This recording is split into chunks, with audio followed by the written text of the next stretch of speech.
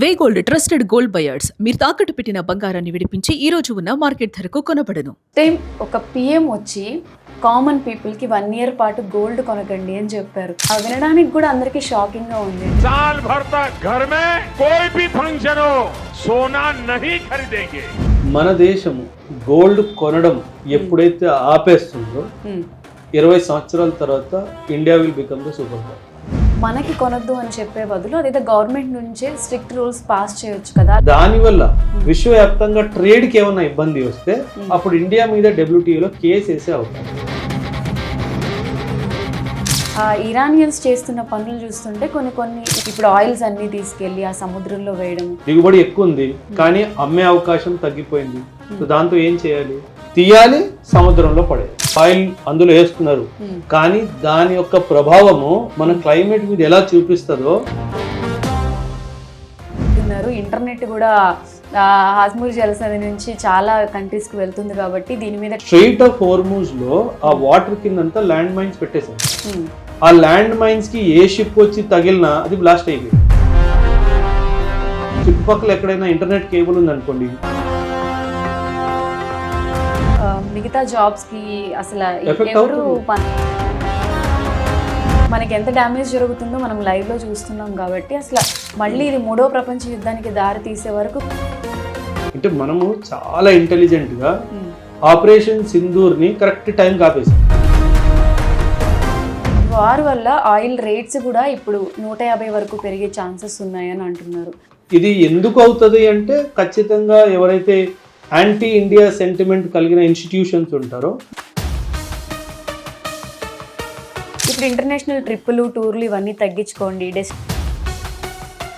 Tourism as a sector గా మనం తీసుకుంటే మన పర్ఫార్మెన్స్ యాజ్ ఎ కంట్రీ మనం మాట్లాడితే 100కి నేను 5 పాయింట్లు కూడా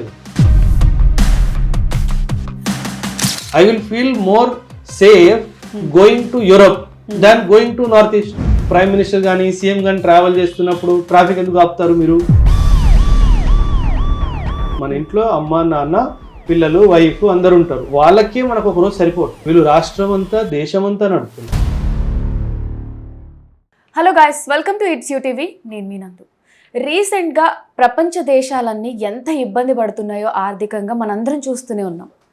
రీసెంట్గా నరేంద్ర మోడీ గారు కూడా హైదరాబాద్ వచ్చారు. వచ్చిన తర్వాత మన కంట్రీ కొంచెం ఇబ్బందుల్లో ఉంది, ఒక 1 year పాటు అందరూ చాలా డిసిప్లైన్డ్గా ఉండాలి అని చెప్పి ఆయన చెప్పడం జరిగింది. అంటే అసలు ఇండియాలో ఏం జరుగుతుంది, ఇన్ ఫ్యూచర్లో ఏం జరగబోతుంది అని రకరకాల భయాలన్నీ కూడా కామన్ పీపుల్స్కి వచ్చేసాయి అనమాట. ఎందుకంటే ఆయన కొన్ని కొత్త రూల్స్ కూడా చెప్పారు ఆ మీటింగ్లో. అసలు దీనికి సంబంధించి అన్నీ మనకి డీటెయిల్గా చెప్పడానికి మేజర్ SPS ఓబ్రే గారు ఉన్నారు. సార్తో మాట్లాడి అసలు ఇంటర్నేషనల్గా ఇవన్నీ ఇష్యూస్ ఎలా ఉన్నాయి ఏంటి అనేది మాట్లాడి తెలుసుకుందాం. నమస్తే సార్. నమస్తే మ్యామ్. సార్, ఇప్పటి వరకు కొన్ని మంత్స్గా మనం రకరకాల ప్రాబ్లమ్స్ అన్నీ ఫేస్ చేస్తున్నాం. అలానే ఇప్పుడు వచ్చిన ఈ హార్డ్ సిచ్యువేషన్స్ని అసలు మనం ఎలా చూడాలి? మ్యామ్, ఇది హిస్టరీలో ఎప్పుడు ఇలా జరగలేదు. ఒకవైపు రష్యా యుక్రెయిన్ వార్ నడుస్తూనే ఉంది, ఇంకా అది ముగిసిపోలేదు. ఇప్పుడు ఇజ్రాయిల్ అమెరికా ఇరాన్ వార్ నడుస్తుంది. చైనా కూడా తైవాన్తో యుద్ధం చేయడానికి సిద్ధమవుతుంది. అండ్ ఆఫ్ఘనిస్తాన్ పాకిస్తాన్ మధ్యలో యుద్ధం జరుగుతుంది. మిడిల్ ఈస్ట్ అంతా అల్లకల్లోలంగా ఉంది. సో గొడవలు అన్నీ జరుగుతూనే ఉన్నాయి. సో దీనికి ఎఫెక్ట్ ప్రతి ఒక్క దేశం మీద వస్తుంది. మీకు ఒక సింపుల్ ఎగ్జాంపుల్ ఇస్తాను. ఈ వార్ మొదలైన తర్వాత మన ప్రపంచంలో 193 కంట్రీస్ ఉన్నాయి. ఈ 193 కంట్రీస్లో 95 కంట్రీలు వాళ్ళ దేశంలో పెట్రోల్ ప్రైజెస్ ని పెంచేశారు. 95 కంట్రీలు. మిగతా కంట్రీలు పక్కన పెట్టేద్దాం. అమెరికాలో 45% పెట్రోల్ ధరలు పెరిగిపోయాయి. ఈ యుద్ధం వల్ల అమెరికాకు వచ్చిన లాభం ఏంటో నాకు తెలియదు. సో వాళ్ళ దేశంలోనే వాళ్ళ జనాలే 45% గ్యాసోలిన్కి ఎక్కువ పే చేస్తున్నారు. కానీ మన దేశంలో లాస్ట్ ఇయర్ ఏవైతే పెట్రోల్ ప్రైజెస్ ఉన్నాయో ఆ ప్రైజెస్ ఇంకా కొనసాగిస్తూనే ఉన్నారు. కొందరు అంటే మేము ప్రభుత్వానికి విరుద్ధంగా మాట్లాడాలి అంటే మనకు 100 పాయింట్లు దొరుకుతాయి. వెస్ట్ బెంగాల్లో ఎలక్షన్స్ ఉన్నాయని పెంచలేదు, లేదా ఏమంటారు కేరళలో ఎలక్షన్స్ ఉన్నాయని, తమిళనాడులో ఎలక్షన్స్ ఉన్నాయని చెప్పి ఇలా బీహార్లో ఎలక్షన్స్ ఉన్నాయని చెప్పి పెంచలేదు అని చెప్తున్నారు. కానీ ఒక విషయం మనం గమనిస్తే సంవత్సరం నుంచి ఆయిల్ కంపెనీస్ నష్టాలే చూస్తున్నాయి. ఏ ప్రభుత్వం కూడా సంవత్సరం నుంచి ఏ కంపెనీకైనా నువ్వు నష్టంలోనే ఉండు అని చెప్పడానికి ఎంత ధైర్యంగా ఉంది. సో అది కూడా మనం చూడాలి. ఆయన మాట్లాడిన విషయాలన్నీ మీరు చెప్పారు ఇంట్రొడక్షన్లో, ఒకటి మాట్లాడదాము. అసలు దాని వెనక రహస్యం ఏంటి, దాని వెనుక కారణాలు ఏంటి కూడా మనం చర్చించాలి. అంటే ఫస్ట్ టైం ఒక పిఎం వచ్చి కామన్ పీపుల్కి 1 year పాటు గోల్డ్ కొనకండి అని చెప్పారు. అంటే లిటరలీ అంతా వినడానికి కూడా అందరికీ షాకింగ్గా ఉంది. అంటే మోడీ ఆయన ఏం చెప్పినా కూడా ఫ్యూచర్ ప్లాన్ చేసి చెప్తారు. అంటే గోల్డ్ 1 year పాటు కొనొద్దు అన్నారు అంటే దీని వెనక కంపల్సరీ ఏదో ఒక స్ట్రాంగ్ రీజన్ ఉంటుంది అని చెప్పి. అంటే మ్యామ్ మోదీ గారిని పక్కన పెట్టేద్దాము. మన దేశము గోల్డ్ కొనడం ఎప్పుడైతే ఆపేస్తుందో 20 సంవత్సరాల తర్వాత India will become the super power. Okay, ఇది బాటమ్ లైన్ రూల్. గోల్డ్ ఎవరు తయారు చేస్తున్నారు మేడం? మన దగ్గర గోల్డ్ ఉత్పాదన ఎక్కువ లేదు, చాలా తక్కువ, మన చాలా తక్కువ ఉంది. So 80 to 90% of the gold in India is getting imported. మనం బయట దేశాల నుంచి ఏది తెచ్చుకున్నా మనం డాలర్లోనే వాళ్ళకి డబ్బులు కట్టాలి. ఒక అంచనా ప్రకారము కింద సంవత్సరము $2 billion మనము గోల్డ్ కొనుక్కున్నాం బయట నుంచి. $2 billion మన దేశం నుంచి బయటికి వెళ్ళాయి. సో గోల్డ్ ని మనం ఏమంటామంటే కొన్ని ఎసెన్షియల్ కమాడిటీస్ ఉన్నాయి. ఆయిల్ తప్పదు, కావాలి, కానీ గోల్డ్ ఎసెన్షియల్ కమాడిటీ కాదు కదా. సో మన ప్రధాన మంత్రి ఎప్పుడైతే గోల్డ్ కొనొద్దు అన్నారో దీన్ని ఎకనామిక్స్ లో ఒక పదం ఉంటుంది, దాన్ని మారల్ సుయేజన్ అంటారు. అంటే నైతిక నిబంధనలు అనుకోండి. అంటే ఒక దేశం రాష్ట్రపతి, ఒక దేశానికి చెందిన రాష్ట్రపతి గోల్డ్ కొనడం వల్ల మన డాలర్స్ బయటికి వెళ్తున్నాయి, గోల్డ్ కొనడం తగ్గించండి అనడంలో తప్పలేదు. కానీ డాలర్ రేట్ పెరిగిపోతుంది, మన కరెన్సీ తక్కువ కాబట్టి market forces of demand and supply. మనం డాలర్ పెట్టే గోల్డ్ కొనాలి కాబట్టి డాలర్ డిమాండ్ పెరుగుతుంది. డాలర్ డిమాండ్ పెరిగింది అంటే ఇండియన్ రూపీ డిమాండ్ తగ్గిపోతుంది, అంటే ఇండియన్ రూపీ ధర తగ్గిపోతుంది. సో డాలర్ కి ఎదురుగా మన ఇండియన్ కరెన్సీ వీక్ అయిపోతుంది. ఈ యొక్క కమాడిటీకి ఎందుకు ఇలా స్టేట్మెంట్ ఇవ్వచ్చు అంటే gold is not an essential commodity.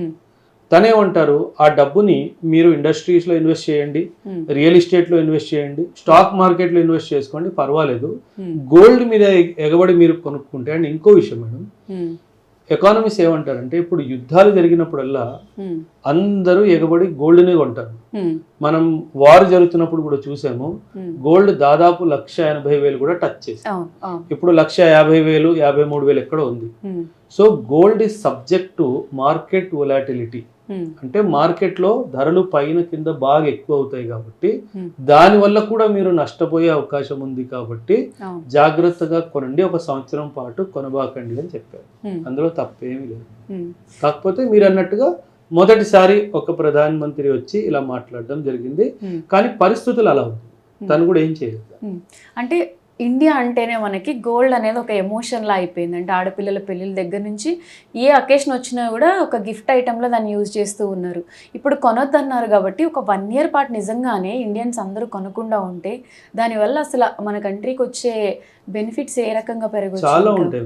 First of all gold ma'am, India and China వీళ్ళిద్దరు ఈ 2 కంట్రీస్ కలిపితే they are the largest consumers of gold in the world.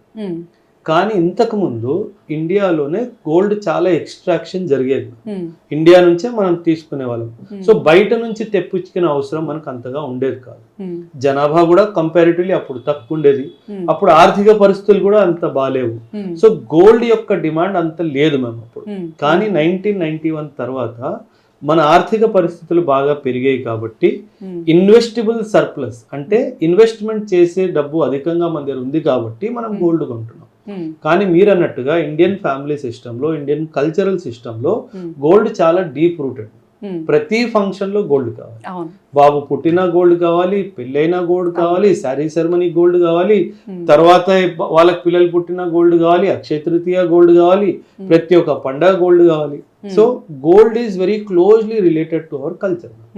So అలాంటి అత్యవసర పరిస్థితుల్లో పర్వాలేదు కొనుక్కోండి, కాకపోతే ఎక్కువ గోల్డ్ మీద ఇన్వెస్ట్మెంట్ చేయకుండా ఇంకే రూపంలో అయినా ఇన్వెస్ట్ చేయండి అని చెప్పారు. కానీ ముఖ్యమైన కారణం ఏంటి, మనం ఇంపోర్ట్ మీద డిపెండెన్సీ తగ్గించుకోవాలి, అది ఉద్దేశం. ఓకే. సో చాలా మంది ఏమంటున్నారంటే మనకి కొనొద్దు అని చెప్పే బదులు అదైతే గవర్నమెంట్ నుంచే స్ట్రిక్ట్ రూల్స్ పాస్ చేయొచ్చు కదా, అలా పాస్ చేయకుండా ఎందుకు అది జనాలకి చెప్తున్నారు అంటే గవర్నమెంట్ చేయలేక కాదు మ్యామ్, గవర్నమెంట్ తలుచుకుంటే చెయ్యొచ్చు, కానీ దీనికి పొలిటికల్ అపోజిషన్ చాలా ఘోరంగా వచ్చే అవకాశం ఉంది. ఎందుకంటే మన రాజ్యాంగము ఫ్రీడమ్ ఇస్తుంది, freedom of trade and commerce అని చెప్పి మాట్లాడుతుంది. సో ఎవరికి నచ్చినట్టు వాళ్ళు ట్రేడ్ చేసుకోవచ్చు, ఎవరికి కావాల్సింది, ఒకవేళ ఇది అఫీషియల్గా అమ్మవచ్చు అని చెప్తే అది ఎవరికైనా కొనుక్కోవాలనిపిస్తే వాళ్ళు కొనుక్కోవచ్చు, కాబట్టి అది చెయ్యొచ్చు. అందుకే ఈ పరిస్థితిలో మనం ma'am 1991లో our country went for LPG reforms, liberalization, privatization, globalization norms. మనం WTOలో మనం కొన్ని చూసుకుంటే కనుక వరల్డ్ ట్రేడ్ ఆర్గనైజేషన్ అని చెప్పి విశ్వవ్యాప్తంగా ట్రేడ్ కంట్రోల్ చేస్తుంది. ఏ దేశమైనా కీలకమైన నిర్ణయం తీసుకుంటే దానివల్ల విశ్వవ్యాప్తంగా ట్రేడ్కి ఏమైనా ఇబ్బంది వస్తే అప్పుడు ఇండియా మీద WTOలో కేసు వేసే అవకాశం ఉంది. సో అలా ఒక గవర్నమెంట్ డిసిజన్ లాగా కాకుండా ఆయన ఒక పర్సనల్ మెసేజ్ లాగా అందరికి ఇవ్వడం జరిగింది, అందులో ఎటువంటి తప్పు లేదు. అంటే ఇప్పుడు ఆయన ఇలా చెప్పడం కంటే కూడా అలాంటి రూల్స్ పాస్ చేస్తే ఇప్పుడు నిజంగా అందరూ కొనకుండా ఉంటారు, అప్పుడు షాపులు ఈ గోల్డ్ మీద ఎవరైతే డిపెండ్ అయ్యి బతుకుతున్నారో వాళ్ళందరికీ కూడా ఎఫెక్ట్ అయ్యే ఛాన్సెస్ ఉంటాయని చెప్పి ఆయన డైరెక్ట్ గా చెప్పలేకపోతున్నారు. అది కూడా అయి ఉండొచ్చు మ్యామ్. అండ్ ఇందులో మీరు ఒక మంచి పాయింట్ మీరు ఏం తీసుకొచ్చారంటే మ్యామ్, ఇండియా గోల్డ్ కొంటుంది బయట నుంచి, కానీ you will be surprised, India is one of the largest exporter of jewellery to the world. మనం గోల్డ్ అంటే రా గోల్డ్ కొనుక్కుంటాము, బార్స్ లో అంటారు కదా, బార్స్ లో గోల్డ్ కొనుక్కొని దాని మీద మనం జ్యువెలరీ పనిచేసి, జెమ్స్ అండ్ జ్యువెలరీ మీద పనిచేసి మనం వరల్డ్ కి ఎక్స్పోర్ట్ చేస్తాం. India is one of the largest exporters of gold also. So ఆ యొక్క ఇండస్ట్రీ కూడా దెబ్బతింటది అన్న ఉద్దేశంతో మీరు అన్నట్టుగానే ఒక లా గానీ ఒక చట్టం గానీ తీసుకురాలి. అందుకే ఒక మెసేజ్ లాగా, సోషల్ మెసేజ్ లాగా ఇచ్చి అక్కడికి ఆపేస్తారు. సో ఆల్రెడీ మనకి ఇప్పుడు ఈ పెట్రోల్కి సంబంధించి, గ్యాస్కి సంబంధించి కొన్ని మంత్స్గా ఫేస్ చేస్తున్నాం. ఈ వార్ అయిపోయింది ఆల్మోస్ట్ ఇంకా క్లోజ్ అనుకునే టైంలో ఇరానియన్స్ చేస్తున్న పనులు చూస్తుంటే కొన్ని వీళ్ళకి పిచ్చ అనే రకంగా, అంటే ఇప్పుడు ఆయిల్స్ అన్నీ తీసుకెళ్ళి ఆ సముద్రంలో వేయడము, అసలు దానివల్ల వాళ్ళకు వచ్చే లాభం ఏంటి సార్? అలానే ఆయిల్ అనేది లోపలున్న సముద్రం లోపలున్న ఎన్నో రకాల జీవుల ప్రాణాలు కూడా పోతాయి, అసలు ఇలా ఎందుకు చేస్తున్నారు అనుకో? సింపుల్ మేడం, ఆయిల్ పక్కన పెట్టండి. ఒక రైతు టమాటా పండించాడు, పొలంలో ఒక 500 కేజీలు టమాటా వచ్చింది ఆ రైతుకి, సీజన్ బాగుంది, పంట వచ్చింది, చుట్టుపక్కల రైతులు కూడా వస్తుంది. సో వీళ్ళందరూ అకస్మాత్తుగా మార్కెట్కి వెళ్ళారు అనుకోండి, ఒక 10,000 టన్నులు లేదా 10,000 కేజీలు సడన్ గా మార్కెట్కి వచ్చింది. నిన్న టమాటా ధర 10 రూపాయలు కేజీ ఉంది, నిన్న మాత్రం 3,000 టన్నులే వచ్చింది, 3,000 కేజీలే వచ్చింది మార్కెట్కి. ఈ రోజు 10,000 కేజీలు వచ్చింది టమాటా ధర పెరిగిద్దా తగ్గిద్దా? తగ్గుతుంది. కానీ ఇక్కడ ఏంటి, రైతులు వీళ్ళు ఇప్పుడు టమాటా కష్టపడి ట్రాన్స్పోర్ట్ లో వేసుకొని రైతు బజార్కో ఎక్కడికో సెంటర్కో తీసుకొస్తారు. 50% అమ్ముడుపోయింది, 1000 కేజీలు తెచ్చాను, 500 అమ్ముడుపోయింది. 500 రైతు ఏం చేస్తాడు, అక్కడ వదిలేసి వెళ్ళిపోతాడు. ఎందుకంటే తిరిగి తీసుకెళ్లే కాస్ట్ ఇంకా ఎక్కువైపోతుంది కాబట్టి అక్కడే వదిలేస్తాడు, లేదా అక్కడ కోల్డ్ స్టోరేజ్ యూనిట్ ఏమైనా ఉంటే అందులో పెట్టుకుంటాడు.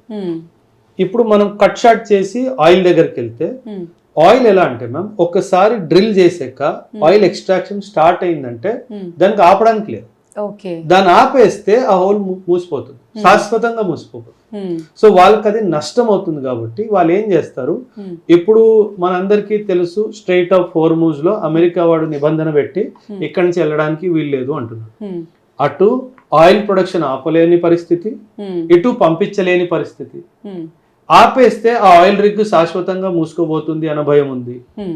మన దగ్గర ఎన్ని ట్యాంకర్స్ అయితే ఉన్నాయో అవన్నీ నిండిపోయి ఉన్నాయి.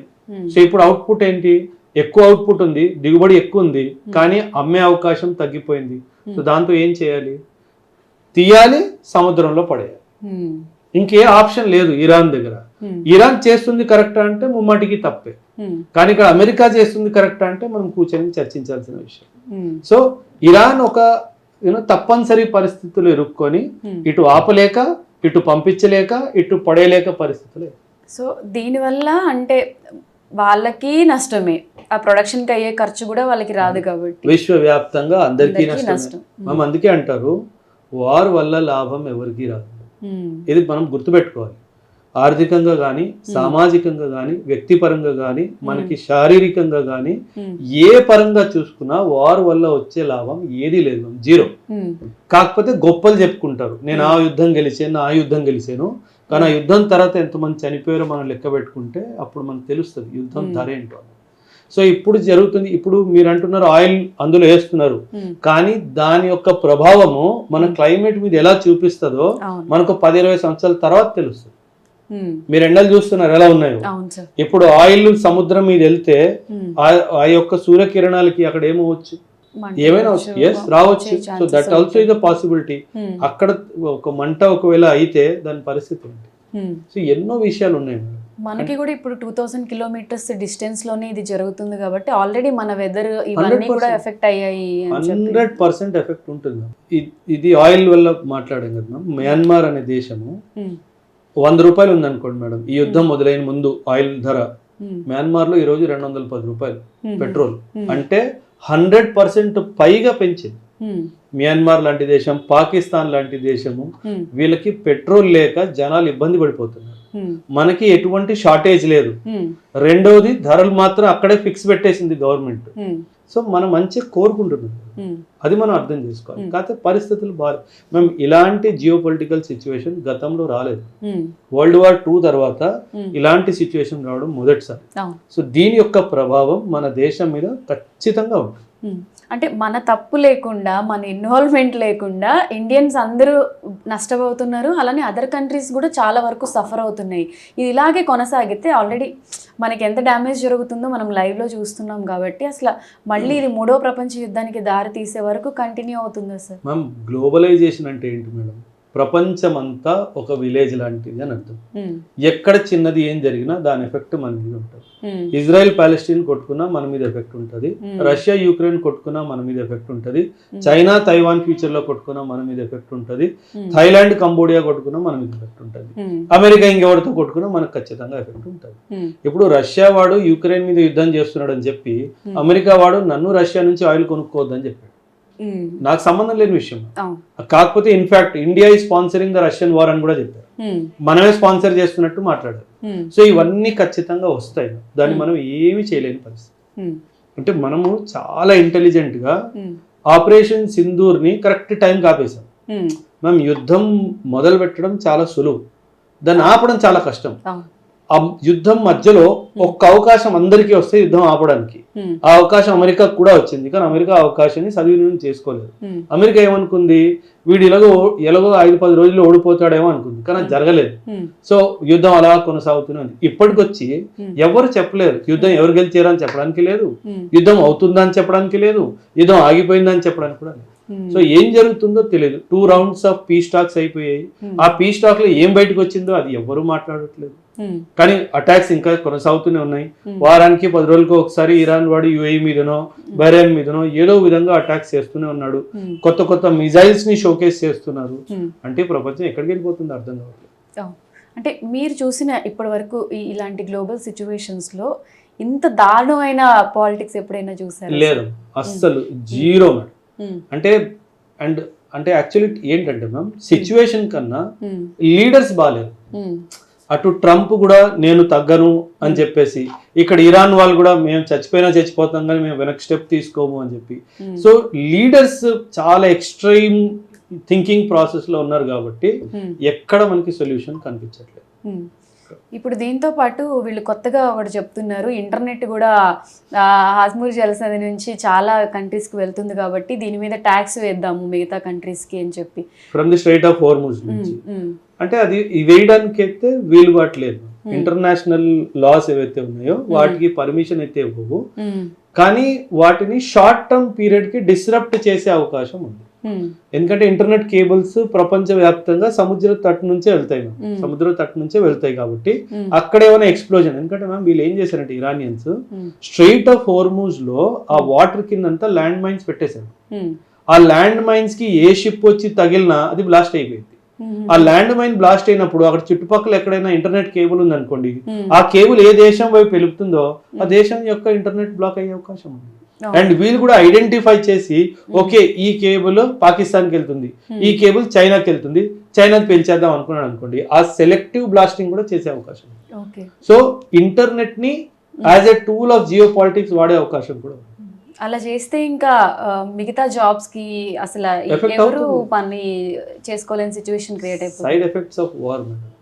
అందుకే ఇప్పుడు మన దేశం ఏం మాట్లాడుతుంది, శాటిలైట్ ద్వారా ఇంటర్నెట్ తెచ్చుకోవాలి అన్న అంశంపై మనము ఎక్కువ రీసెర్చ్ చేస్తున్నాం. శాటిలైట్ ద్వారా ఇంటర్నెట్ తెచ్చుకోవాలి, so that will happen. So మనకి ఇప్పుడు ఈ అండర్లైన్ కేబుల్స్ నుంచి అవసరం అంతగా ఉండదు. శాటిలైట్ ద్వారా డైరెక్ట్ గా మన సిస్టమ్స్ కి, కంప్యూటర్స్ కి, మొబైల్స్ కి ఇంటర్నెట్ రావడం స్టార్ట్ అవుతాయి. స్టార్ లింక్ తో కలిసైనా మనం చేయొచ్చు, లేదా మన ఇండియన్ కంపెనీ కూడా, మన భారతీయ ఎయిర్టెల్ కూడా దీని గురించి ఎన్నో సైంటిఫిక్ రీసెర్చెస్ చేస్తున్నారు. అది జరిగితే మాత్రం ఖచ్చితంగా మనకి అయిపోతుంది. సో అప్పుడు ఈ కేబుల్స్ ఏ డిస్రప్ట్ అయినా మనకి పెద్దగా ఇబ్బంది. సరే, ఇప్పుడు ఈ వార్ వల్ల ఆయిల్ రేట్స్ కూడా ఇప్పుడు 150 వరకు పెరిగే ఛాన్సెస్ ఉన్నాయని అంటున్నారు. పెట్రోల్ ధరలు పెరిగే అవకాశం ఉంది. స్పెక్యులేషన్ ఉంది మ్యామ్. స్పెక్యులేట్ మీరు చేయొచ్చు, స్పెక్యులేట్ నేను చేయొచ్చు, మీ కెమెరామ్యాన్ కూడా చేయొచ్చు. అది వాస్తవం కాదో మనకి తెలియదు. ఇప్పుడు for example 107-108 rupees per litre ఉంది అనుకుందాము. అది 120 అవుతుందా, 125 అవుతుందా, 130 అవుతుందా, 140 అవుతుందా, ఎవరికి తెలియదు. లేదా 107 దగ్గర మిగిలిపోతుందా మనకు తెలియదు. ఈ రోజు కూడా గవర్నమెంట్ అఫీషియల్ గా చెప్పింది, మన దగ్గర స్టాక్స్ అడిక్వేట్ గా ఉన్నాయి, మన సప్లైకి ఎటువంటి డిస్రప్షన్ లేదు, కాబట్టి పెట్రోల్ ధరలు పెరగవు అని చెప్పి చాలా స్పష్టంగా చెప్పింది. అయినా సరే కొందరు స్పెక్యులేషన్స్ చేస్తారు. స్పెక్యులేషన్ చేసి ఇప్పుడు ఏమవుతుంది మ్యామ్, స్పెక్యులేట్ చేసి ఓకే నెక్స్ట్ వీక్ నుంచి ఆయిల్ దొరకదు, పెట్రోల్ దొరకదు అన్నారు. మీ దగ్గర కార్ ఉంది అనుకున్నాం. సాధారణంగా మనం కారులో 1000 రూపాయలు, 1200, 1500, 2000 డీజిల్ పోయించుకుంటాం, డీజిల్ పెట్రోల్. దొరకదు అనగానే మీరు ఏం చేస్తారు, ఫుల్ ట్యాంక్ చేయించుకుంటారు. ఆ ఫుల్ ట్యాంక్ వల్ల ఏమవుద్ది, ఇంకా 3-4 ఎవరైతే వేయించుకోగలరో వాళ్ళకి పెట్రోల్ దొరకదు. సో దీన్ని ఏమంటారంటే you are creating artificial rush, artificial స్కేర్సిటీని క్రియేట్ చేసి అనవసరంగా మార్కెట్ లో అన్రెస్ట్ ని క్రియేట్. మొన్నటి వరకు మన హైదరాబాద్ లో పెట్రోల్ బంక్ ఇదే జరిగింది కదా మనం. కానీ నెక్స్ట్ డే మళ్ళీ ఆయిల్ సప్లై వచ్చింది. సో ఇది ఎందుకు అవుతుంది అంటే ఖచ్చితంగా ఎవరైతే యాంటీ ఇండియా సెంటిమెంట్ కలిగిన ఇన్స్టిట్యూషన్స్ ఉంటారో వాళ్ళు కావాలని చెప్పి ఒక అన్రెస్ట్, ప్రభుత్వం మీద మనకి ద్వేషం రావాలని, లేదా ప్రభుత్వాన్ని మనము కోపంగా చూడాలి అన్న ఉద్దేశంతో వీళ్ళు చేస్తారు. సో అది జరుగుతుంది, దాన్ని మనం ఆపడానికి లేదు. సరే, ఈ యుద్ధాలన్నీ ఆకుండా ఇలానే కంటిన్యూ అయితే శ్రీలంకకి ఏదైతే సిచ్యువేషన్ వచ్చిందో అదే సిచ్యువేషన్ వచ్చే ఛాన్సెస్ ఉన్నాయంటే ఏ విధంగా అంటున్నారు? ఈ పెట్రోల్ ఈ విషయం ఖచ్చితంగా మ్యామ్. ఆల్రెడీ మ్యామ్ శ్రీలంక కాదు ma'am, today 95 countries are directly affected by this war, including India. 95 countries are directly affected. A countries లో అయితే ఎకనామిక్ కండిషన్ వీక్ గా ఉందో వాళ్ళకి ఎక్కువ ఎఫెక్ట్ చూపిస్తుంది. సో మనం దాన్ని ఆపడానికి లేదు. పాపం శ్రీలంక వాడు ఏం చేసాడు తప్పు చెప్పండి. వాడు మా నాన్న వాడు ఏదో బతుకుతున్నాడు. శ్రీలంకలో ఉన్న కష్టాలు అంత ఇంత కాదు. 2008-2009 లో వీళ్ళు ఎల్టీటీని ఎప్పుడైతే ఎలిమినేట్ చేశారో అప్పటి నుంచి ఈనాటి వరకు శ్రీలంకన్ ఎకానమీ ఇంకా స్టెబిలైజ్ అవ్వలేదు. కానీ అది ఇంకా దిగజారిపోయే పరిస్థితి ఉంది, కానీ అది సెట్ అయ్యే పరిస్థితి అయితే కనిపించట్లేదు. సార్, బేసిక్ గా మీరు పెట్రోల్ ధరలు పెరగలేదు, ఇండియాలో మనకి కావాల్సినంత స్టాక్స్ ఉన్నాయి అంటున్నారు. బట్ రెగ్యులర్గా ఆఫీసులకి వెళ్ళే వాళ్ళు, ఈ ఊబర్, ర్యాపిడోలు చేసుకునే వాళ్ళు డబల్ ప్రైజెస్, ఆల్రెడీ పెట్రోల్ ఇబ్బంది అవుతుంది అని చెప్పి పాపం ఎవరైనా బుక్ చేసుకోవాలన్నా కూడా డబల్ పెడితే కానీ బుక్ అవ్వట్లేదు. అది ఎక్కువకి కొనుక్కుంటున్నారో లేదో తెలియదు, కానీ ట్రావెల్ చేసే వాళ్ళకి మాత్రం ఇది బాగా బర్డెన్ లానే పడుతుంది. ఇది అవకాశ పరిస్థితులు, ఆపర్చునిస్ట్. ఆటో వాళ్ళ గురించి నేను మాట్లాడుతున్నాను. గ్యాస్, సిఎన్జి గ్యాస్ మీద ఏదైతే ఆటోలు నడుస్తాయో పాపం వాళ్ళకి పెట్రోల్ పంపు బయట 2, 3, 4, 5 గంటలు కూడా పడుతుంది. సో పాపం వాళ్ళు ధరలు పెంచుకున్నారు అంటే ఫైన్. కానీ 2-వీలర్ ర్యాపిడో నడుపుతున్న వాడు, కార్ పెట్రోల్ కానీ డీజిల్ మీద నడుపుతున్న వాళ్ళు పెంచడంలో మాత్రం న్యాయం లేదు. కార్ ఒకవేళ సిఎన్జి మీద నడుస్తుంది మ్యామ్, సింపుల్ మేడం, మీరు 10 గంటలు కార్ నడిపి నేను ఒక 1000 రూపాయలు 1500 సంపాదించుకోవాలో అనుకున్నారు. 5 గంటలు మీరు పెట్రోల్ పంప్ లోనే మీకు అయిపోయింది. సో మీ 5 గంటలు కాస్ట్ లాస్ అయిపోయింది కదా మేడం. సో దానికోసం ధర పెంచారు అంటే అర్థం ఉంది. కానీ ర్యాపిడోలో వచ్చే 2-వీలర్ అండ్ ఓలాలో వచ్చే 2-వీలర్ వాళ్ళు పెంచడం లేదు, ఎందుకంటే పెట్రోల్ పంప్ లో అంత రష్ ఏం లేదు. కానీ అండ్ ఇన్ఫాక్ట్ ఇంకో విషయం ఏంటంటే ఈ ధర ఏదైతే పెంచుతున్నారో పాపం వాళ్ళ 2-వీలర్స్ వాళ్ళకి పోదు, ఇక కంపెనీ వాళ్ళకి ఎక్కువ పోతుంది. సో కంపెనీ దీన్ని ఒక అవకాశంలా తీసుకొని దీన్ని ప్రిడేటరీ ప్రైజింగ్ అంటారు. సో ఈ ప్రైజింగ్ ని పెంచేసి కావాలని చెప్పి కన్జ్యూమర్స్ మీద బర్డన్ ని పాస్ ఆన్ చేస్తుంది. సో చాలా అందుకే అంటారు క్యాపిటలిస్ట్ దుర్మార్గుడు అంటారు. క్యాపిటలిస్ట్ దుర్మార్గుడు ఎందుకంటే అవకాశం చూసుకొని బిజినెస్ చేయడానికి ప్రయత్నిస్తారు. మీరు అన్నట్టుగా ఇప్పుడు గ్యాస్ ఛార్జెస్ అయితే పెంచాయి, ఆల్మోస్ట్ చాలా వరకు రెస్టారెంట్లు క్లోజ్ అయిపోయాయి, ఫుడ్ డెలివరీ కాస్ట్లు కూడా పెంచేశారు. ఇన్ ఫ్యూచర్లో కూడా గ్యాస్ మళ్ళీ తగ్గుతుందని హోప్ లేదు. అలానే కమర్షియల్ గ్యాస్ కూడా మరీ ఎక్కువ పెరిగిపోయింది కాబట్టి వీటితో పాటు అవసర సరుకులు ఏవైతే ఉన్నాయో మిగతావి కూడా పెరుగుతాయి అనే ఒక అలర్ట్ మోడీ క్రియేట్ చేశారు అంటున్నారు. ఇందులో నిత్యావసర ధరలు మాత్రం నాకు తెలిసినంత వరకు అయితే పెరగకపోవచ్చు, కానీ మీరు అన్నట్టుగా ఖచ్చితంగా కమర్షియల్ గ్యాసెస్ కి అయితే చాలా ఇష్యూస్ వచ్చాయి. చాలా రెస్టారెంట్ బిజినెసెస్ చాలా లాసెస్ లో నడుస్తున్నాయి. కానీ మ్యామ్ దీనికి గవర్నమెంట్ రెస్పాన్సిబుల్ అంటే నేను ఎస్ చెప్పలేను, నో చెప్పలేను. ఎస్ ఎందుకు చెప్పలేను అంటే గవర్నమెంట్ చేతిలో లేదు కాబట్టి. ఇండియా యాజ్ ఎ నేషన్ మనం ఈ గ్యాస్ మీద, ఈ పెట్రోల్ మీద, ఈ డీజిల్ మీద పూర్తిగా డిపెండెంట్ ఆన్ ఇంపోర్ట్స్. ఎవరో యుద్ధం చేస్తే మనకి డీజిల్ రాకపోతే, మనకి పెట్రోల్ రాకపోతే, మనకి గ్యాస్ రాకపోతే మనం ప్రభుత్వాన్ని ఎలా ప్రశ్నిస్తాము? నో, అడిక్వేట్ రిజర్వ్స్ క్రియేట్ చేసుకొని పెట్టుకోవాలి అని చెప్పొచ్చు. మీరు అనొచ్చు అడిక్వేట్ రిజర్వ్స్ పెట్టుకోవచ్చు. మన దేశం చాలా పెద్దది. మనం ఎంత రిజర్వ్స్ తయారు చేసుకున్నా సరే అది మహా అయితే వారం రోజులు, అంతకన్నా ఎక్కువ అయితే 10 రోజులు. 10 రోజుల తర్వాత పరిస్థితి. సో అందుకే we need to shift to other sources of energy. Other sources of energy లాంటి రెన్యూవబుల్ ఎనర్జీ, సోలార్ ఎనర్జీ. మీరు పిఎం గారి స్పీచ్ వినుంటే రైతులకి ఆయన ఏం చెప్పారు, మీ పొలాల్లో ఏవైతే పంప్స్ ఉంటాయో వాటికి సోలార్ పంప్స్ పెట్టించుకోండి, ఇలా ఎలక్ట్రికల్ పంప్స్ కానీ పెట్రోల్ డీజిల్ పంప్స్ కానీ వద్దు అన్నట్టుగా ఒక అడ్వైజరీ వాళ్ళకు కూడా ఇచ్చారు. సో దీంతో ఏంటంటే మనం డిపెండెన్సీ తగ్గించుకోవాలి. ఆయన పబ్లిక్ ట్రాన్స్పోర్ట్ వాడండి, వర్క్ ఫ్రమ్ హోమ్ చెయ్యండి అని అన్నారు. అంటే అక్కడ మెసేజ్ ఏంటి, వీలైనంత వరకు తక్కువగా యూజ్ చేయండి, వీలైనంత వరకు. అందులో తప్పే ఉంది, తప్పు లేదు. కానీ సార్ ఇప్పుడు కొత్తగా లాక్డౌన్ వచ్చినప్పుడు మనం ఏదైతే ప్రాబ్లమ్స్ ఫేస్ చేసామో, ఎంత అయితే సఫర్ అయ్యామో, ఇప్పుడు అదే సిచ్యువేషన్స్ మళ్ళీ వస్తాయా అనే ఒక భయం ఉంది.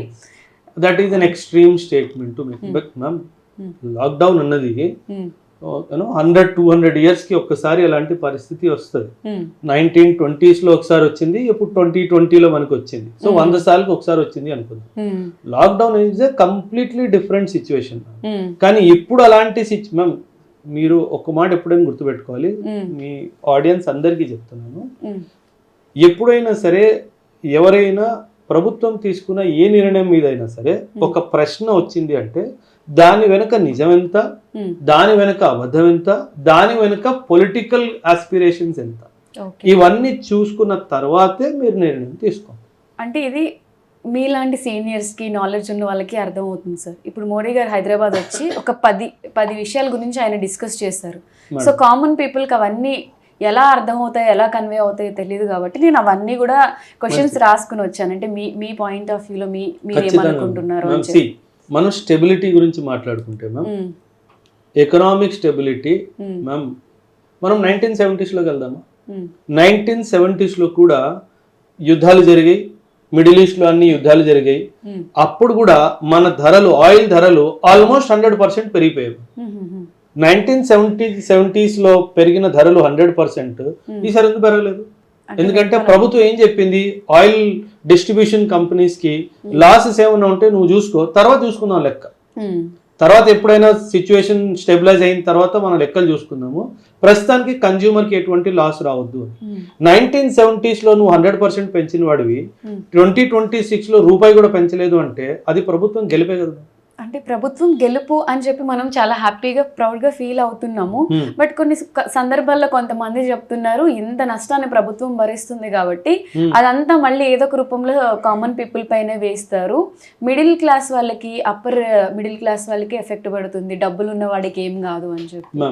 ఎప్పుడైనా సరే డిజాస్టర్ సిచ్యువేషన్ లో ఉన్నప్పుడు ఆ టైంకి ఆ డిజాస్టర్ ని ఎలా కంట్రోల్ చేయాలి అని ఆలోచిస్తారు. లాంగ్ టర్మ్ ఎఫర్ట్ ఖచ్చితంగా that will also be considered by the government. ప్రస్తుతానికైతే లాంగ్ టర్మ్ లో కూడా ఎటువంటి ఎఫెక్ట్ ఉండదు అని అయితే నాకు అనిపిస్తుంది ప్రస్తుతానికైతే. అంటే 0% ఎఫెక్ట్ అని నేను అనట్లేదు, బట్ స్టేబుల్ అయితే అయిపోతుంది అన్నట్టు నాకు అనిపిస్తుంది. సార్ అలానే మోడీ గారు మాట్లాడినప్పుడు మొన్న సో పెట్రోల్ వాడకం తగ్గించాలి అండ్ ఏదైతే మన ప్రైవేట్ వెహికల్స్ ఉంటాయో అవి వాడొద్దు అని చెప్పి, బట్ పబ్లిక్ ట్రాన్స్పోర్ట్లో మనం డైలీ ఆఫీస్కి వెళ్ళాలి, వర్క్ చేసుకోవాలి అంటే పబ్లిక్ ట్రాన్స్పోర్ట్ అంత ఫెసిలిటీ కూడా మన దగ్గర లేదు కదా. లేదు. ఇక్కడ మనం ప్రభుత్వాన్ని ప్రశ్నించవచ్చు. అంటే పబ్లిక్ యూటిలిటీస్ ప్రొవైడ్ చేసే బాధ్యత state government.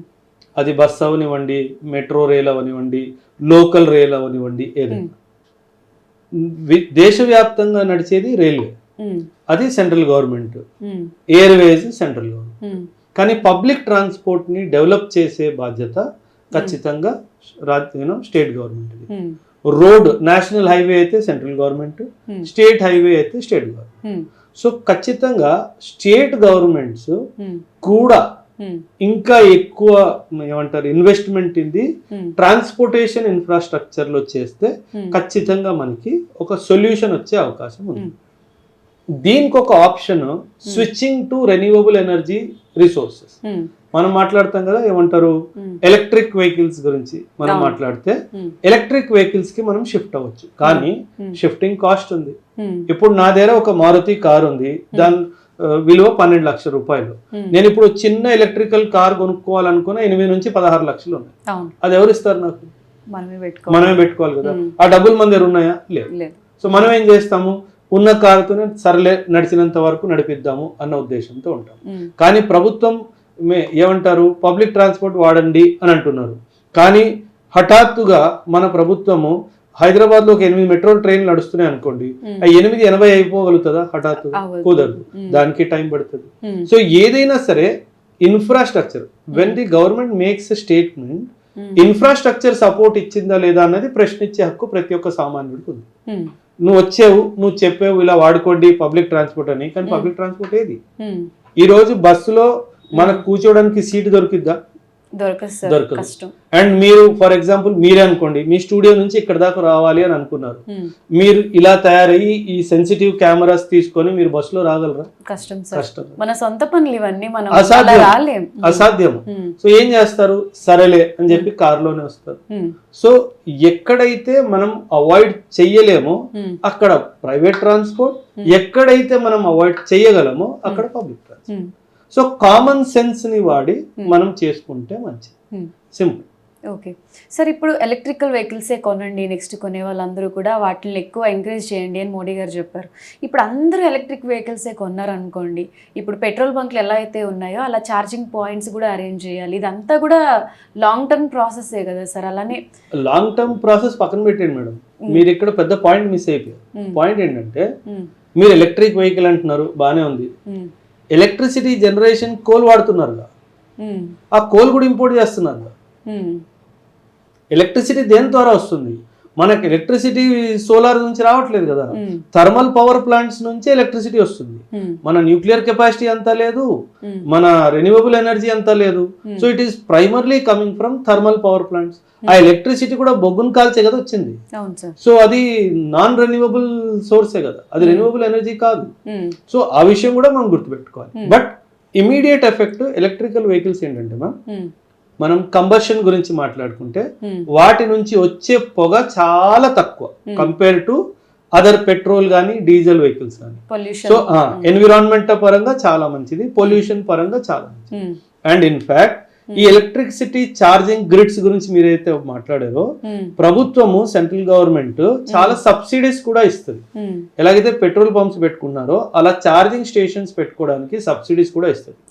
And you will be surprised ma'am, మీకు పర్ కిలోమీటర్ ధర 15-20% పడిపోతుంది. మీకు ఇప్పుడు మీ కారు తీసుకెళ్ళడానికి point A to point B 100 రూపాయలు పడింది అనుకోండి మ్యామ్, మీరు ఎలక్ట్రిక్ వెహికల్కి వెళ్ళిపోతే అది 15 నుంచి 20 రూపాయలు పడుతుంది. సో అలా కూడా మనం చాలా సేవ్ చేసుకోవచ్చు. కానీ ఈ ఎలక్ట్రిసిటీ వెహికల్స్ ఏవైతే ఉన్నాయో ఇంకా అడిక్వేట్ గా ఛార్జింగ్ స్టేషన్స్ రాలేదు. అండ్ ఎలక్ట్రిసిటీ వెహికల్స్ బ్యాటరీస్ ఏవైతే ఉన్నాయో ఇంకా రీసెర్చ్ కూడా ఫస్ట్ ఫేజెస్ లోనే ఉంది. హైలీ రిలయబుల్ బ్యాటరీస్ ఇంకా రాలేదు. అవును. చాలా కంప్లైంట్స్ ఉన్నాయి. అంటే ఎలక్ట్రిక్ వెహికల్ నిల్చొని బ్యాటరీ డౌన్ అయిపోయింది. మీరే మేడం చాలా ఫైర్ యాక్సిడెంట్స్ కూడా జరుగుతున్నాయి. మీరు మార్కెట్ కి వెళ్ళారు, 57% బ్యాటరీ చూపించింది, 57% ఉంది కదా, 300 కిలోమీటర్ చూపిస్తుంది కదా అని మీరు బయలుదేరారు.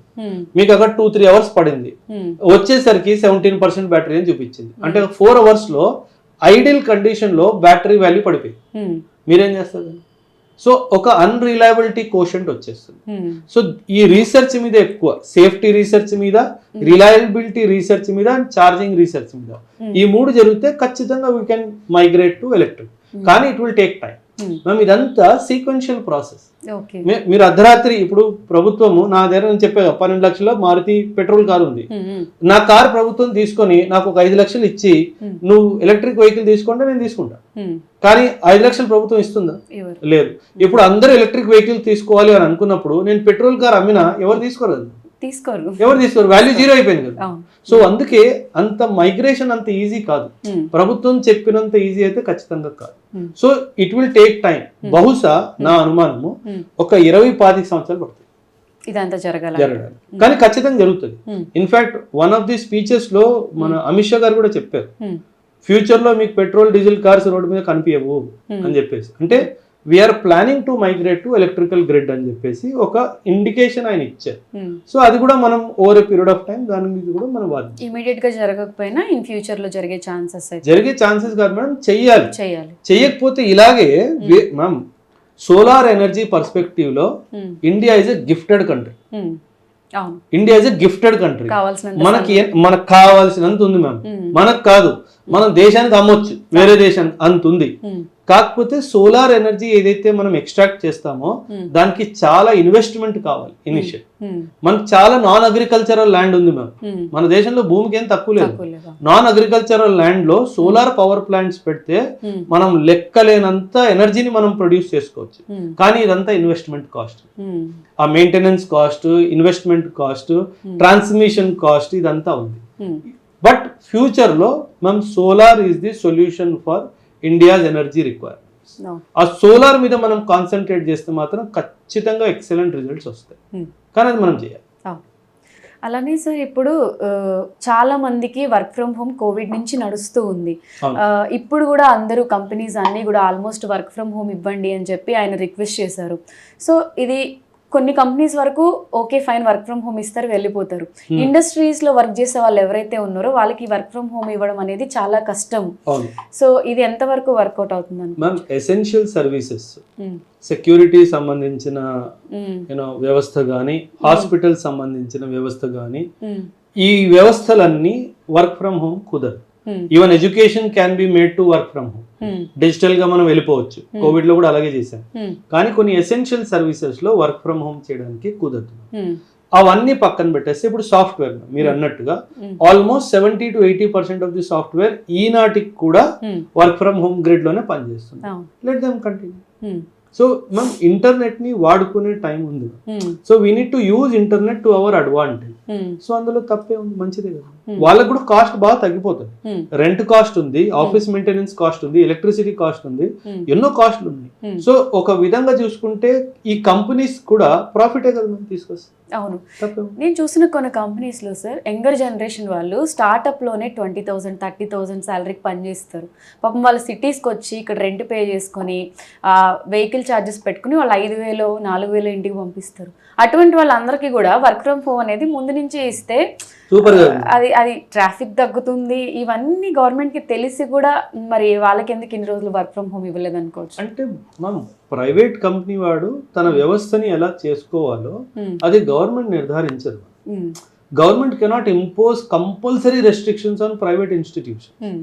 సో దట్ మనం గవర్నమెంట్ చేతిలో లేదు. ఎందుకంటే అది రాజ్యాంగం మీకు ఫ్రీడమ్ ఆఫ్ ఆపరేషన్స్ ఇచ్చింది, రైట్ టు ప్రాక్టీస్ ప్రొఫెషన్.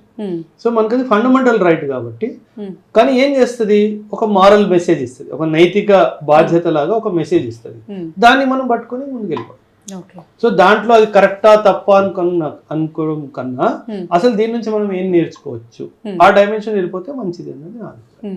ఇప్పుడు ఇంటర్నేషనల్ ట్రిప్పులు టూర్లు ఇవన్నీ తగ్గించుకోండి, డెస్టినేషన్ వెడ్డింగ్స్ చేసుకోవద్దు అని కూడా మోడీ గారు చెప్పారు. ఇప్పుడు ఇంటర్నేషనల్ ట్రిప్స్ మనం తగ్గించుకుంటే దానివల్ల మనకు వచ్చే లాభం ఏంటి సార్? అంటే మన మనీ వేరే కంట్రీస్లో పోకుండా ఉంటుందని. లేదు, మీరు అమెరికా వెళ్ళాలి అని అనుకున్నారు, మీరు జేబులో రూపాయి బిల్ల తీసుకెళ్తే ఆ రూపాయి బిల్ల అమెరికాలో చెల్లుతుందా? చెల్లదు. మీరేం చేస్తారు, వెళ్ళే ముందు మీరు ఎక్స్చేంజ్ చేసుకుంటారు. ఏం చేస్తారు, కరెన్సీ ఎక్స్చేంజ్ వెళ్ళి ₹1,00,000 ఇచ్చేసి ఒక $1000 అలా తీసుకుంటారు. ఈ $1000 మీరు తీసుకున్నారు కదా, మీరు ఇండియన్ కరెన్సీ ₹1,00,000 ఇచ్చారు, $1000 తీసుకున్నారు. డిమాండ్ దేనికి పెరిగింది? డాలర్కి పెరిగింది. డాలర్ డిమాండ్ పెరిగితే డాలర్ ధర పెరుగుద్ది కదా. డాలర్ ధర పెరిగింది అంటే నా రూపాయి విలువ పడిపోయినట్టు కదా. సో అది ఆపాలి అంటే మనం ఫారిన్ ట్రావెల్స్ ని తగ్గించాలి. చెయ్యొద్దు అని లేదు, తగ్గించండి అని అన్నారు. అఫీషియల్ ట్రిప్స్, బిజినెస్ ట్రిప్స్ ఉంటే వెళ్ళండి. Time has come, we have to go swadeshi. అంటే మన దేశంలో కూడా చాలా పిక్నిక్ స్పాట్స్ కానీ, రిక్రియేషన్ స్పాట్స్ కానీ, టూరిజం స్పాట్స్ కానీ ఉన్నాయి. కానీ ఇక్కడ కూడా మనం ప్రభుత్వం మీద వేలు చూపించే అవకాశం మనకు బ్యూటిఫుల్ గా ఉంది. ఎందుకంటే ఎన్నో మంచి మంచి టూరిస్ట్ స్పాట్స్ దగ్గరికి మనకి వెళ్ళే సౌకర్యాలు బాగా లేవు. అంటే ఒక రైల్ ట్రాన్స్పోర్టేషన్ కానీ, ఒక ఫ్లైట్ ట్రాన్స్పోర్టేషన్ కానీ, ఒక రోడ్ ట్రాన్స్పోర్టేషన్ కానీ, అక్కడ ఉండడానికి నైట్ స్టే కానీ ఏవి బాగా లేవు. టూరిజం యాజ్ ఎ సెక్టర్ గా మనం తీసుకుంటే మన పర్ఫార్మెన్స్ యాజ్ ఎ కంట్రీ మనం మాట్లాడితే 100కి నేను 5 పాయింట్లు కూడా ఇవ్వను. అంత పొటెన్షియల్ ఉన్న మన దేశంలో టూరిజం మీద ఇన్వెస్ట్మెంట్ జరగట్లేదు. అసలు మీరు సౌత్ ఈస్ట్ ఏషియన్ కంట్రీస్ కి, కంబోడియా, లావోస్, వియత్నాం, థాయిలాండ్ ఈ దేశాల దగ్గరికి వెళ్తే మన దేశంలో ఉన్న టూరిజం పొటెన్షియల్ వాళ్ళ దగ్గర 1% కూడా లేదు. కానీ వాళ్ళ ఆర్థికంగా ఎంత ఆదాయం వాళ్ళు టూరిజం నుంచి తెచ్చుకున్నారంటే, ఎందుకంటే వాళ్ళ అక్కడ ఇన్ఫ్రాస్ట్రక్చర్ మీద డెవలప్మెంట్ చేశారు కాబట్టి. అది మనం చేసే మనకి ఎంతో అవకాశం ఉంది మ్యామ్. మనం టూరిజం పెంచుకుంటే మాత్రం మన దేశం చాలా ఎదుగుతుంది. అందుకే వీళ్ళేం చేస్తారంటే, మన టూరిజం పెరగొద్దు అంటే పాకిస్తాన్ లాంటి వదవులు ఏం చేస్తారంటే, ఓకే మీకు కేరళలో మంచి టూరిజం జరుగుతుంది, ఒక టెర్రరిస్ట్ అటాక్ చేసేస్తాడు. దానివల్ల ఏమవుతుంది, మిగతా దేశాలన్నీ ఇండియాలో కేరళకి వెళ్ళొద్దు, మీ లైఫ్ కి థ్రెట్ ఉంది అని చెప్పేసి ఒక అడ్వైజరీ జారీ చేస్తారు. సో వీళ్ళు ఇలాంటి దుర్మార్గత్వమైన పనులు కూడా చేస్తారు. సో వీటికి కూడా సేఫ్టీ అండ్ సెక్యూరిటీ కూడా దృష్టిలో పెట్టుకొని ఇన్ఫ్రాస్ట్రక్చర్ డెవలప్మెంట్ చేసుకుంటే మనం బయటికి వెళ్ళాల్సిన అవసరం లేదు. మేడం, మన దేశంలో ఓషన్స్ ఉన్నాయి, మౌంటైన్స్ ఉన్నాయి, గ్లేషియర్స్ ఉన్నాయి, డెజర్ట్స్ ఉన్నాయి, జంగల్స్ ఉన్నాయి. మీరు ఏదో ఒక జాగ్రఫికల్ ఫీచర్ చెప్పండి, మన దగ్గర అన్నీ ఉన్నాయి. బయటికి వెళ్ళాల్సిన అవసరం వచ్చింది. మీరు చెప్పినట్టుగా మన దగ్గర ఇన్ని ఉన్నా కూడా మన దగ్గర ఉన్నదాన్ని మన వాళ్ళే గుర్తించలేకపోవడానికి కారణం ఏంటంటే మ్యామ్, ఒకటి సౌకర్యాలు లేవు. I will feel more safe going to Europe than going to north east. Because నువ్వు సేఫ్టీ గురించి ఎక్కువ పట్టించుకోలేదు, నువ్వు ట్రాన్స్పోర్టేషన్ ఎక్కువగా చేయించలేదు. సో దాని వల్ల ఏమైందంటే, లెట్స్ గో టు నేపాల్ అంటారు కానీ లెట్స్ గో టు సిక్కిం అనరు ఎవరు. లెట్స్ గో టు భూటాన్ అంటారు కానీ let's go to Arunachal Pradesh అని ఎవరు అనట్లేదు. ఎందుకు అనట్లేదు అంటే, ఒకటి మనం మార్కెటింగ్ చేసుకోవట్లేదు సరిగ్గా, రెండవది మనం ఇన్ఫ్రాస్ట్రక్చర్ బిల్డ్ చేసుకోవట్లేదు సరిగ్గా. ఈ రెండు జరిగితే మనం ఎక్కడికి వెళ్ళాల్సిన అవసరం లేదు. Every geographical feature is available in my country. So ఉన్నప్పుడు దాని మీద ఎందుకు పని చేయట్లేదు అన్నది ప్రశ్న. దీని మీద మనం ఖచ్చితంగా ప్రభుత్వం మీద వేలు చూపించే అవకాశం ఉంటుంది. అది 100% ఈ పాయింట్ ఇప్పటివరకు ఎవరు చెప్పలేదు సార్. మీరు చెప్పిన దాంట్లో నిజంగా 100కి 100% నిజం ఉంది. మన దగ్గర నేచర్ బాగుంటుంది. అలానే మీరు అన్నట్టు మనం డివోషనల్ పరంగా చూసుకున్నా, లేకపోతే టెంపుల్స్ చూసుకున్నా, లేకపోతే మన రిలీజియస్ సర్క్యూట్ చూసుకుంటే 10 సంవత్సరాలు సరిపోదు మేడం అన్ని చూడడానికి. 10 సంవత్సరాలు మీరు ప్రతి సంవత్సరం వెళ్ళినా సరే ఓన్లీ రిలీజియస్ సర్క్యూట్స్ పెట్టుకున్నా సరిపోదు. అన్ని గుళ్ళు, అన్ని గోపురాలు, అంత హిస్టరీ, అంత కల్చర్ మన దేశంలో ఉంది. కానీ ఇన్ఫ్రాస్ట్రక్చర్ ఉందా, కానీ మార్కెటింగ్ ఉందా, దాని గురించి అవగాహన ఉందా, ఏది లేదు. ఎక్కడైనా మంచి టూరిస్ట్ స్పాట్కి వెళ్తే సరైన గైడ్ లేడు. మనం ఏం మాట్లాడుతున్నాం, మనకి హిస్టరీ కరెక్ట్గా చెప్పేవాడు లేడు. వాడికి నచ్చింది వాడు తోచింది వాడు చెప్పుకుంటూ వెళ్ళిపోతాం. సో ఈ యొక్క అంశంపై యాజ్ అన్ ఇండస్ట్రీ దీన్ని డెవలప్ చేస్తే మనం ఖచ్చితంగా ఎదిగే అవకాశం అయితే చాలా గట్టిగా ఉంది. బాగా చెప్పారు సార్. సార్ అలానే రైతులు, ఇప్పుడు మన ఇండియా అంటేనే ఫస్ట్ మనకి రైతు ఒక బ్యాక్ బోన్ అన్నట్టుగా చెప్పుకుంటాం. ఇప్పటి వరకు ఇయర్స్గా రైతులన్నీ కూడా రసాయన ఎరువులు వాడి పంటలు పండించారు. ఇప్పుడు ఆర్గానిక్గా పండించండి అని చెప్తున్నారు. ఫస్ట్ నుంచి ఆర్గానిక్ అనేది తీసుకురాకుండా ఇప్పుడు దాన్ని ఒక అలవాట్లా చేసేసి ఇప్పుడు అగ్రికల్చర్ అంటే ఎవరు చేయడానికి ఇంట్రెస్ట్ కూడా చూపించని సిచ్యువేషన్స్ వచ్చేసాయి మన కంట్రీలో. ఈ టైంలో ఇలా చెప్పడం వల్ల అసలు అందరూ అగ్రికల్చర్ అనేది వదిలేస్తే ఇన్ ఫ్యూచర్లో మనం ఫుడ్ కోసము డబ్బులు పెట్టుకొని ఫుడ్ ఎక్కడ ఉంటే అక్కడికి పరిగెట్టాల్సిన సిచ్యువేషన్ వస్తుందా sir? Ma'am agriculture, food, horticulture రెండు. మీరు అన్నట్టుగా గ్రీన్ రెవల్యూషన్ వచ్చినప్పటి నుంచి మన కెమికల్ ఫర్టిలైజర్స్ బాగా పెరిగిపోయాయి. మీరు అన్నట్టుగానే అకస్మాత్తుగా షిఫ్ట్ చేస్తే శ్రీలంక ఈరోజు పరిస్థితి ఎందుకు పాడైందో దానికి కారణం వాళ్ళు ఏం చేశారు, వాళ్ళ ప్రభుత్వము సడన్ గా తీసుకున్న నిర్ణయం ఏంటంటే కెమికల్ ఫర్టిలైజర్స్ ఆపేసి ఇమీడియట్ గా ఆర్గానిక్ కి షిఫ్ట్ అవ్వండి అని చెప్పారు. దానివల్ల వాళ్ళ దిగుబడి ఏదైతే ఉందో దారుణంగా పడిపోయింది. సో దానివల్ల ఆదాయం పడిపోయింది. సో మన దేశం ప్రస్తుతం ఉన్న పరిస్థితుల్లో ప్యూర్ గా కెమికల్ ఫర్టిలైజర్స్. కానీ ఇక్కడ దీని వెనక కారణం ఏంటి, మోదీ గారు స్టేట్మెంట్ ఎందుకు ఇచ్చారంటే మనం ఫర్టిలైజర్స్ కూడా ఇంపోర్ట్ చేసుకుంటాం. ఫర్టిలైజర్స్ మన దగ్గర లేవు. అతి ముఖ్యంగా ఫర్టిలైజర్స్ మనకి రష్యా నుంచి వస్తాయి. మనం ఒక అంచనా ప్రకారంగా $18 బిలియన్ అంటే దాదాపు 2 లక్షల కోట్లు విలువ చేసే ఫర్టిలైజర్స్ మనం రష్యా నుంచి దిగుబడి చేసుకుంటాం, ఇంపోర్ట్ చేసుకుంటున్నాం. సో ఇంపోర్ట్ బిల్లు తగ్గించాలి అన్న ఉద్దేశంతో కూడా ఆయన చెప్పిన స్టేట్మెంట్ అది. కానీ ఇప్పుడు మనం ఆర్గానిక్ ఫర్టిలైజర్కి వెళ్తే మాత్రము మన దిగుబడి మాత్రం ఖచ్చితంగా పడిపోతుంది. సో ఒక రైతు ఏం చేసుకుంటాడు, రైతుకు ఆలోచన ఎలా ఉంటుంది, నేను దిగుబడి పెంచుకోవాలి అని చూస్తాడు. సో రైతు మనం పంజాబ్ లో జరిగింది అదే కదా. పంజాబ్ లో అంతా ల్యాండ్ ఎరోజన్ జరిగింది దీనివల్లే. ఒకటి వాటర్ ఎక్స్ట్రాక్షన్, 3000 ఫీట్ లోపలికి వెళ్ళిపోయారు. Water extraction and extensive use of the chemical fertilizers. So దానివల్ల మనం తినే తిండి కూడా కలుషితం అయిపోయింది. సో 2 డైమెన్షన్స్ లో 3 డైమెన్షన్స్ లో మనం చూడొచ్చు. ఒకటి ఇంపోర్ట్ బిల్లు తగ్గించడము, ఇంకోటి మన హెల్త్ ని పెంచడము, అండ్ ఆబ్వియస్లీ రైతులు కూడా over a period of time me health కూడా బాగుంటుంది, కానీ దిగుబడి మాత్రం ఖచ్చితంగా పడిపోతుంది. ఏ రైతు దీన్ని పాటించాడు మేడం, ఇదైతే నేను క్లియర్ గా చెప్పేస్తాను. ఎందుకంటే దీనివల్ల దిగుబడి పడిపోతే రైతు ఎలా సస్టైన్ అవుతుంది. అంటే దిగుమతులు ఇంతలా ఉన్నా కూడా తను పండించిన పంటకి కాస్ట్ ఫిక్స్ చేసేది రైతు కాదు సార్, అది కూడా మిడిల్ మ్యాన్ చేస్తారు. ఇది దౌర్భాగ్యం. ఇంత దౌర్భాగ్యం నేను అదే అనబోతున్నా. ఇలాంటి సిచ్యువేషన్ లో ఇంకా రైతులు ఎందుకు ఈ వ్యవసాయం చేస్తారు మేడం? మన దేశంలో రైతులకి న్యాయం జరగలేదు. 1947 నుంచి ఇప్పటి వరకు నేను బల్లగుద్ది మాట చెప్పగలుగుతాను, రైతులకి న్యాయం జరగలేదు. రైతు అప్పటికి పేదవాడే, ఈ రోజు కూడా పేదవాడే. మధ్యలో మిడిల్ మ్యాన్ ఎవడైతే ఉంటాడో వాడు, కమిషన్ ఏజెంట్ ఎవడైతే ఉంటాడో వాడు మాత్రం బిల్డింగ్ మీద బిల్డింగ్లు, కార్ల మీద కార్లు కొనుక్కొని వాడు పెద్దవాడయ్యాడు. కానీ పొద్దున్న 4 లేచి ఎండంతా ఎండలో పంట పొలం పండిస్తే రైతుకు వచ్చేది ఏ పండైనా సరే, అది ఏ ఆకుకూర అయినా సరే, ఏ వెజిటేబుల్ అయినా సరే, మా అయితే ₹2, ₹5, ₹10. దానికి మించి రైతుకి ఏది రాదు.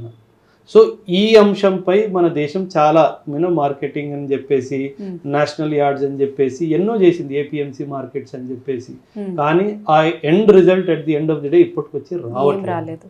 సో ఖచ్చితంగా ఈ అంశంపై మనం కూర్చొని పరిశీలన చేసి రైతుకి ఎలా ఆదాయం రావచ్చు, ఈ మిడిల్ మ్యాన్ ఎలా తొలగించవచ్చు, రైతుకు ఆదాయం పెరిగితే రైతు ఆర్గానిక్ ఫార్మింగ్ ఎందుకు వెళ్ళాడు మనం చెప్పండి. సో ఆ రైతు ఆర్గానిక్ ఫార్మింగ్ కి వెళ్ళాలి అంటే రైతుని ఏం ఆపుతుందో దాన్ని కనుక్కొని దాన్ని తొలగించే ప్రయత్నం ప్రభుత్వం చేస్తే ఖచ్చితంగా అది జరుగుతుంది. సిక్కిం చేసింది కదా, Sikkim has achieved it. Uttarakhand is doing a great job when it comes to organic farming. వీళ్ళు చేయగలిగారంటే వేరే వాళ్ళు కూడా చేయగలుగుతారు కదా. ఇప్పుడు మన వాళ్ళు కానీ ఇలా చేయకపోతే ఇన్ ఫ్యూచర్ లో మనం సాఫ్ట్వేర్స్ ని లేకపోతే ఇంకొకరిని హైర్ చేసుకున్నట్టు రైతుల్ని కూడా హైర్ చేసుకున్న పరిస్థితి వస్తుంది మ్యామ్.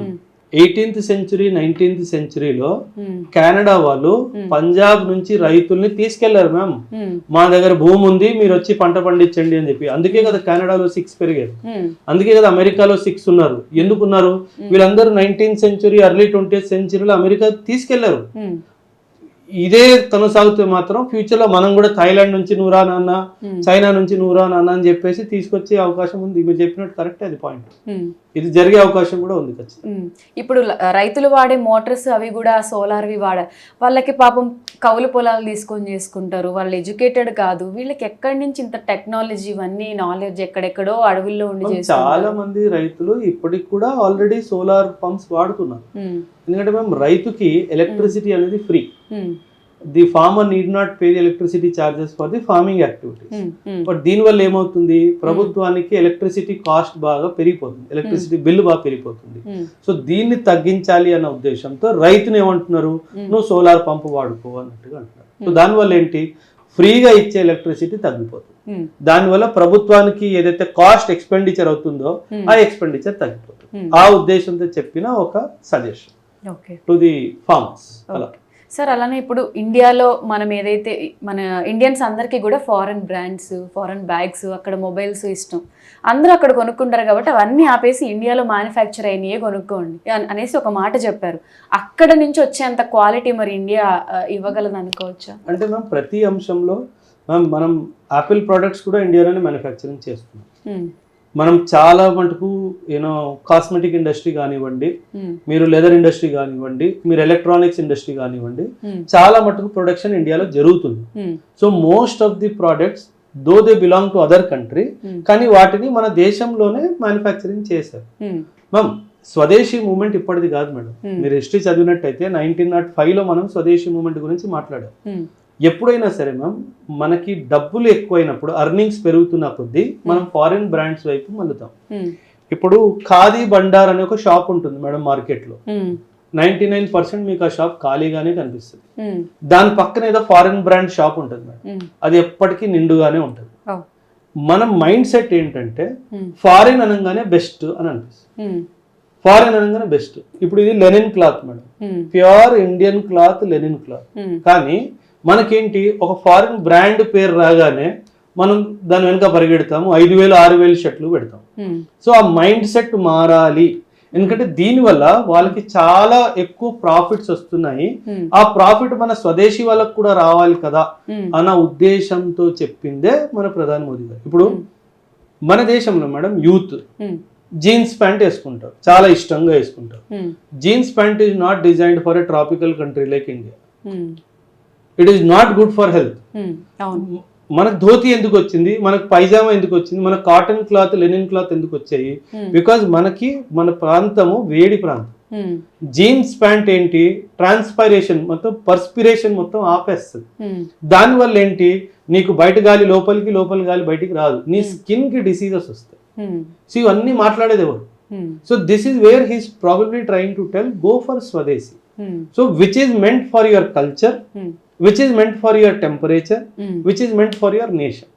సో ఆ డైమెన్షన్ లో ఆయన స్వదేశీకి వెళ్ళండి అని చెప్పారు. అందులో తప్పులేదు మేడం. నేను I will also support his statement when he makes a statement, go for స్వదేశీ. తప్పే. సార్, మిడిల్ క్లాస్ వాళ్ళందరూ కూడా ఆడంబరాలకు వెళ్లకుండా కొంచెం లిమిట్లో ఉండండి అని చెప్పారు. మరి ఏ ఆర్థిక నష్టం వచ్చినా కూడా అన్ని మిడిల్ క్లాస్ వాళ్ళకే పడుతుంది, డబ్బులు ఉన్న వాళ్ళకి ఏం పడదు. ఇప్పుడు వాహనాలు ఇవన్నీ కూడా మీరు తగ్గించండి అన్నారు. మరి ఇదే విషయంలో గవర్నమెంట్ తగ్గించుకుంటుంది. నేను ఒక కమెంట్ చూశాను సార్. ఇప్పుడు ఒక పొలిటీషియన్ వస్తే ఆయన వెనకాల ఒక 10 కార్లు వస్తాయి. మరి మీరు ఎందుకు ఇంత నేను కూడా చూసాను మా ఇన్స్టాగ్రామ్ పోస్ట్, బ్రో నువ్వు ఇక్కడికి వచ్చేమో ఏమంటారు షేడ్ ట్రాన్స్పోర్ట్ తీసుకున్నావు, నువ్వు ఎక్కడికి వెళ్ళి 100 వెహికల్స్ లో వెళ్ళావు అంటే, మ్యామ్ సి ప్రైమ్ మినిస్టర్ కి ఆయన క్యావలరీ ఏదైతే ఉంటుందో దాంట్లో రకరకాల బళ్ళు ఉంటాయి, జామర్స్ ఉంటాయి, మిజైల్ యాంటీ మిజైల్ వెహికల్స్ ఉంటాయి, అలాగే అంబులెన్స్ సర్వీస్ కలిగించే వెహికల్స్ ఉంటాయి. 5-6 వెహికల్స్ లో ఆయన ప్రతిసారి ఒకే వెహికల్ లో కూర్చోరు.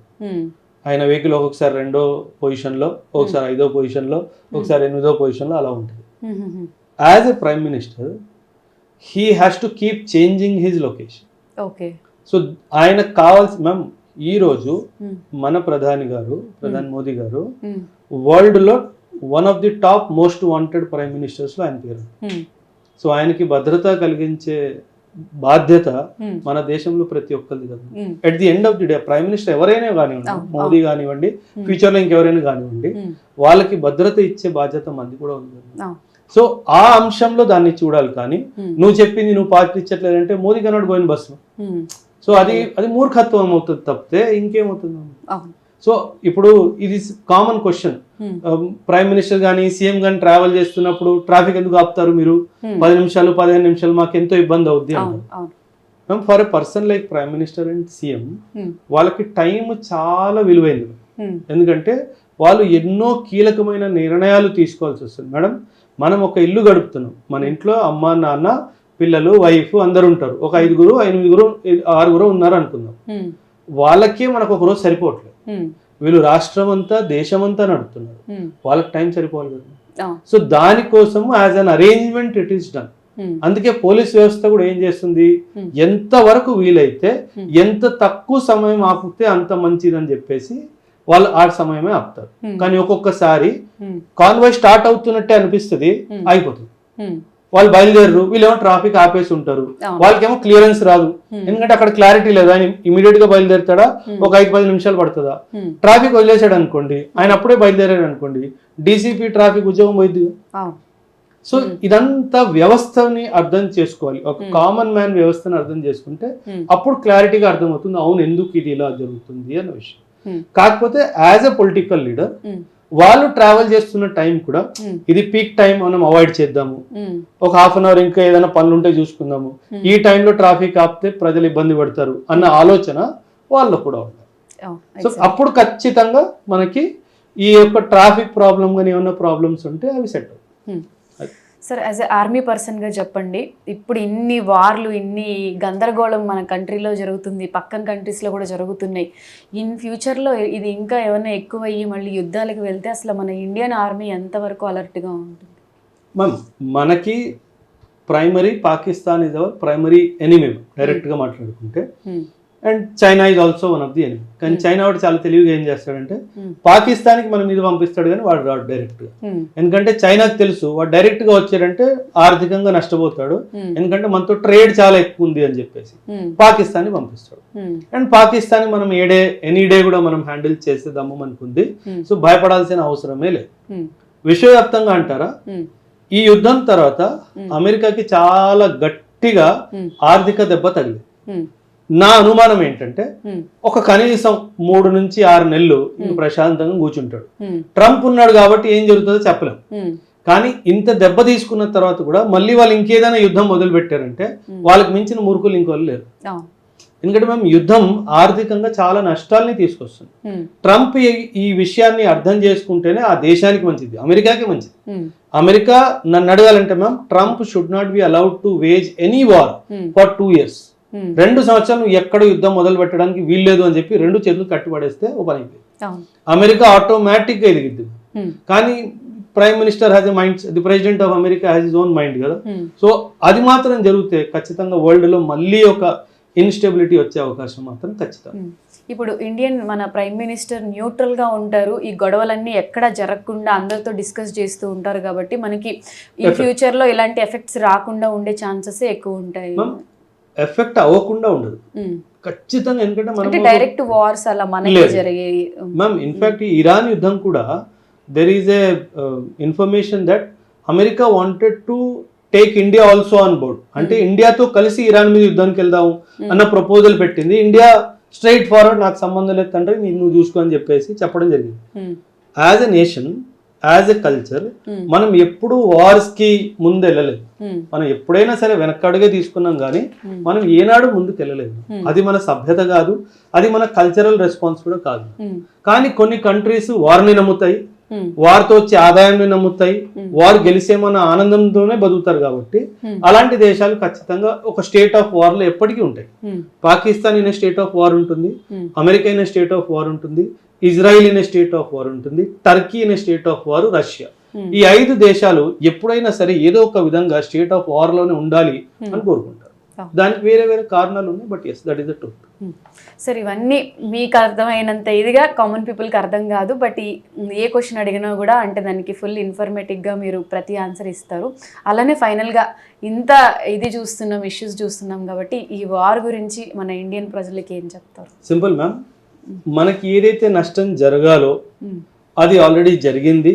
అండ్ ఫ్యూచర్లో మన ప్రభుత్వం ఏదైనా పెట్రోల్ డీజిల్ ధరల్లో ఏదైనా మార్పులు తీసుకొస్తే, ఇప్పుడు పరిస్థితులు ఎలా ఉన్నాయంటే అత్యవసర పరిస్థితులు కాబట్టి మన ప్రభుత్వం ఆల్మోస్ట్ 1 సంవత్సరం మనల్ని ఎదుగుతున్న ధరల నుంచి కాపాడింది. కాబట్టి మనం కూడా మన ప్రభుత్వాన్ని సపోర్ట్ చేద్దాం. ఈ ప్రభుత్వం ఎవరిదైనా ఉండొచ్చు, మనం మోదీ గారు అయినా ఉండొచ్చు, ఫ్యూచర్లో ఇంకెవరైనా ఉండొచ్చు.